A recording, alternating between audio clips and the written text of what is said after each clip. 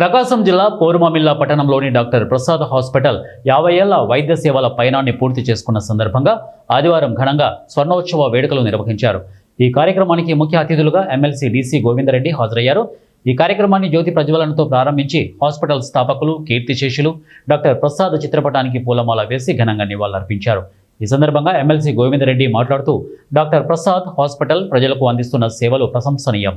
1975లో హాస్పిటల్ను ప్రారంభించిన డాక్టర్ ప్రసాద్ సుమారు 32 సంవత్సరాల పాటు పేద ప్రజలకు తనదైన శైలిలో వైద్య సేవలు అందించారు.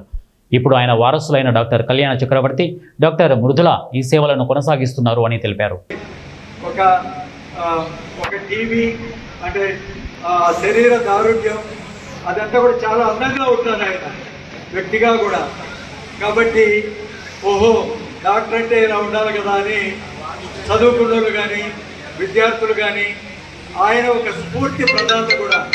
పోరుమామిల్లలో మేము కూడా ఒక డాక్టర్ కావాలి లేకపోతే ఒక ప్రొఫెషనల్ కావాలని ఆయన చూసి చాలామంది మనకు తెలిసినది కానీ కొన్ని వందల మంది డాక్టర్లకు ఆయన స్ఫూర్తి ప్రదాత అయినారు మన ప్రాంతంలో. నిజానికి అనేక మంది ప్రొఫెషనల్స్కు మనం కూడా ఈ సమాజంలో ఈ విధంగా ఎదగాలి అని ఆలోచన కలిగించినటువంటి వ్యక్తి డాక్టర్ ప్రసాద్ గారు. నేను రాజకీయంగా ఆయన యొక్క సహాయం కోరడానికి వెళ్ళినప్పుడు చాలామంది చూస్తామండి, చేస్తాం, మరి ఆలోచన చేస్తాం, అలా ఏమీ మాట్లాడలేదు. ఓకే గోవిందరెడ్డి గారు మీరు వచ్చారు, ఎస్ ఐఆమ్ సపోర్టింగ్ యూ, మీకోసం నేను అన్ని చోట్ల పనిచేస్తాను ఖచ్చితంగా. రెండో మాట ఎక్కడా ఉండదు ఆయన ఆలోచన.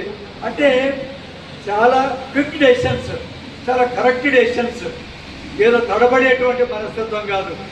కాబట్టి అలాంటి మంచి పేరు తెచ్చుకోగలిగినటువంటి వ్యక్తి. కానీ నిజానికి ఆయన అకాల మరణం చాలా తీరని లోటు మన పోరుమామిల్లా ప్రాంతానికి. ఆయన మరి ఎంత దురదృష్టి అంటే తన పిల్లలందరూ కూడా వైద్య వృత్తిలో ఉండాలి, కొడుకులు కానీ కోడళ్ళు కానీ. ఇది చాలా గ్రేట్ అచీవ్మెంట్.